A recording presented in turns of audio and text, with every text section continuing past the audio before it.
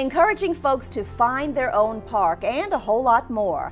Hello, I'm Yolanda Vasquez and welcome to Comcast Newsmakers. Joining me now in the studio is Gwendolyn Chambers. She is the division chief from the Office of Communications with Baltimore City Recreation and Parks. Gwendolyn, it's a pleasure to have you here in our studio. Thank you for having us. So I know we're going to talk about a specific month that you dedicated a whole lot of activities to, but tell us a little bit more about your agency as a whole. What are some of the things that you're tasked to do? Well, Baltimore City Recreation and Parks covers, all age ranges, all abilities, from children to seniors to those with physical disabilities. We kind of have services that cover all of those. And you're responsible for all the parks as well, the upkeep, all of the maintenance? All of the parks, and a lot of people don't know we have 262 parks in Baltimore City.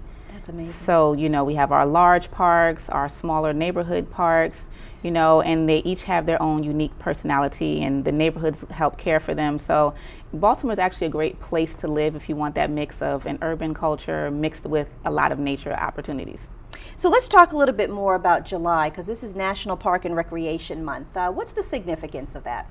So every year, July has been designated as National Park and Recreation Month, and it's an opportunity to kind of highlight and celebrate the ways that parks influence and enhance our lives. Sometimes you might not pay attention to the value of your park, but if you think about it, especially living in an urban environment, the importance of having that green space, a chance to have some place to get outside and get active at no cost. It costs you nothing to go out and take a walk, or walk your dog, or go out with your kids, or maybe your mate, or even just by yourself and have that opportunity to meditate or just enjoy what's going on, play tennis, basketball. We have pools in a lot of the parks, take a swim. So there's just so many opportunities to just get outside and have that opportunity to be in open space. You mentioned Baltimore City having a large number of parks, over 260 parks. Give us an idea of some of the bigger known names and maybe the lesser known parks. Sure. I think one of our most heavily used parks is, of course, Druid Hill Park. Yes. There's Patterson Park. Gwynns Falls Lincoln Park is actually the largest urban wilderness on the East Coast. There are just acres and acres of opportunities for hiking and biking, and there's tennis courts, there's a historic mansion, we have a nature center on that property, there's a rec center on the back side.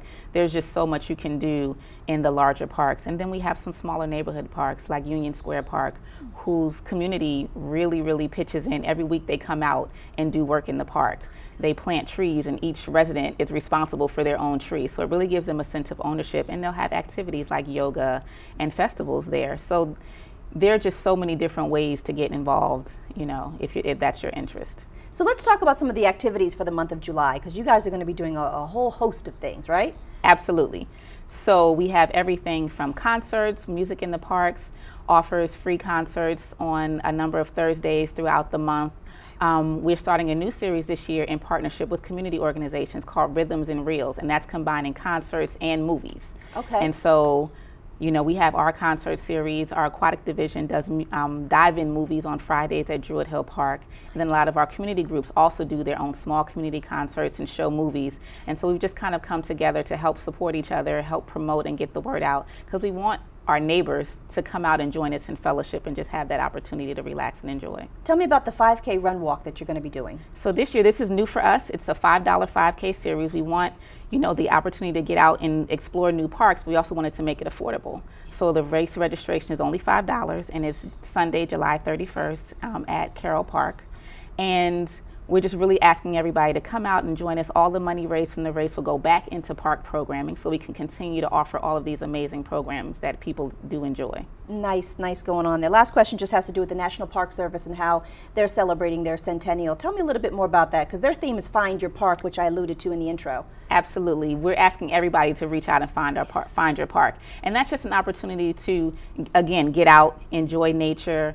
Baltimore, again, is home to over 200 parks, and then we also have places like Fort McHenry that are also historic, and you can visit there, and they offer tours. It's a wonderful place to go. People don't even realize Inner Harbor is actually, in a way, considered a park. We have Rashfield there. Federal Hill overlooks that, and there's a beautiful park there. There are just a number of ways, and so we're all kind of banding together, National Park Service, National Heritage Area, Visit Baltimore, the mayor's office, to help, educate Baltimore on the parks that are there, the value of the park, and then to encourage you to get out and encourage and explore your neighborhood and area city parks. Wonderful stuff. Gwendolyn Chambers, it was a pleasure to speak with you. Thank you so much for your time. We really appreciate it. Thank you. Thanks a lot. And that'll do it for this edition of Comcast Newsmakers. I'm Yolanda Vasquez. Thanks for watching, everybody. We will see you again real soon.